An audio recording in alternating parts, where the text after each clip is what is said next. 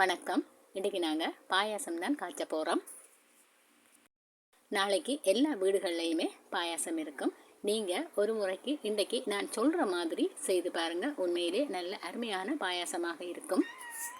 வாங்க நாங்கள் வேலையை தொடங்குவோம். இதில் 250 கிராம் சவ்வரிசி எடுத்து வச்சுருக்கிறேன். அதை ஒரு பாத்திரத்தில் அளந்து எடுத்துக்கொள்ள வேணும். அப்போ தான் நாங்கள் தண்ணியை அளவாக வைக்க முடியும். இந்த சவ்வரிசியை ஒரு கழுவி எடுத்துக்கொள்ளுவோம். இந்த சவ்வரிசி அவ்வளவு நல்லது இல்லை என்று நான் நினைக்கிறேன். தூசுகள் இருக்குது.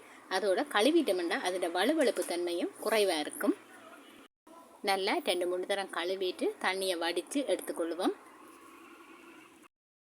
சவ்வரிசியை கழுவி எடுத்துக்கொண்டு வந்துட்டேன். இப்படி ஒரு வடிதட்டில் போட்டோம்னு சொன்னால் தண்ணி துப்புரவாகவே நல்லா வடிஞ்சிடும். இப்போ தண்ணியை கொதிக்க விடுவோம். சவ்வரிசி அளந்த அதே கிண்ணத்தால் 3.5 கிண்ணம் தண்ணி கொதிக்க விடுவோம்.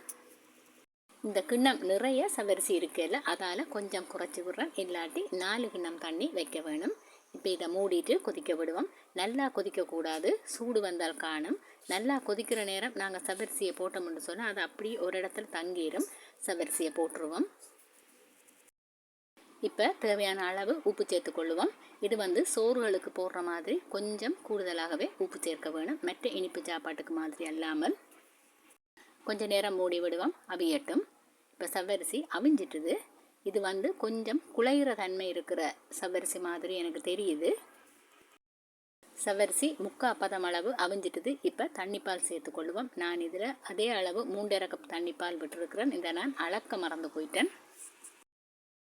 இதை இப்படியே கலந்து விட்டுட்டு இதோட சேமியாவை சேர்த்துக்கொள்ளுவோம். வேணுமெண்டா சேமியாவை நெய்யில் வறுத்துட்டும் போடலாம். நான் சும்மாவே போட்டுக்கொள்கிறேன். ஆனால் இது சேமியா இல்லை, நூடுல்ஸ். இதோட சர்க்கரை கொஞ்சம் போட்டுக்கொள்கிறேன் நிறத்துக்காக. சவ்வரிசி அளந்த அதே கிண்ணத்தால் 1 கிண்ணம் சீனி சேர்த்துக்கொள்ளுவோம். சீனிக்கு பதிலாக சர்க்கரையும் சேர்த்துக்கொள்ளலாம். ஆனால் எங்கிட்ட பேரனுக்கு பாயாசம் சர்க்கரை போட்டால் பிடிக்காது. அதனால தான் நான் சீனி போட்டிருக்கிறேன். இப்போ இதோட 2 ரம்பையில் சேர்த்துக்கொள்ளுவோம். இந்த ரம்பையில் 2 போட்டு நீங்கள் பாயாசம் காய்ச்சி பாருங்கள். அதில் நல்ல ஒரு அற்புதமான வாசம் அவ்வளவு நல்லா இருக்கும். இந்த கொழும்பு பக்கமெல்லாம் போனால் பார்ப்பீங்க, அந்த ரோட்டுகளில் வச்சு விற்று கொண்டிருப்பாங்க இந்த சவ்வரிசி கஞ்சி எல்லாம். அதில் நல்ல ஒரு வாசமும் சுவையும் இருக்கும். எல்லாருமே அதுக்கு ரொம்ப போடுறது. அதனால தான் அதில் அப்படி ஒரு வாசம். நானும் இதை போட்டு பழகிட்டேன். நீங்களும் ஒருக்கா போட்டு பாருங்கள். உண்மையிலேயே நல்லா இருக்கும். எந்த கெடுதலும் இல்லை. இப்போ ஒரு கொதி வந்துட்டுது. முதல் பால் சேர்த்துக்கொள்ளுவோம். நான் அந்த சவ்வரிசி அளந்து அதே கிண்ணத்தால் 2 கிண்ணம் முதல் பால் விட்டுருக்கிறேன். பாருங்கள், எவ்வளவு தண்ணி விட்டாலும் இறுகி கொண்டே வருகுது. சவ்வரிசி அவ்வளவு நல்லதில்லை. சவ்வரிசி வாங்குகிற நேரம் நல்ல சவ்வரிசியாக பார்த்து வேண்டுங்க. நான் ஏற்கனவே இதே அளவுகளோட வீடியோ போட்டிருக்கிறேன். இவ்வளவு திக்காக வர இல்லை. அது நல்ல சவ்வரிசி. முதல் பாலை விட்டுட்டு நாங்கள் அடுப்பை நிப்பாட்டிடுவோம். இல்லாட்டி பால் தண்ணியாகிடும். இப்போ ஏலக்காய் தூள் சேர்த்துக்கொள்ளுவோம். நான் இதில் சீனியை போட்டு ஏலக்காய் இடித்து வச்சுருக்கிறேன். அதை சேர்த்துட்டு கலந்து விட்டுருவோம். ஏலக்காய் தூளை போட்டு நல்லா கலந்து விடுவோம். கலந்து விட்டுட்டு இது ஓரமாக வச்சுட்டு நாங்கள் கச்சானும் ப்ளம்ஸும் வறுத்து போட்டுருவோம். நெய்யில் வறுத்து போட்டோம்னா அந்த திக்காகிற தன்மையும் கொஞ்சம் குறைவாக இருக்கும்.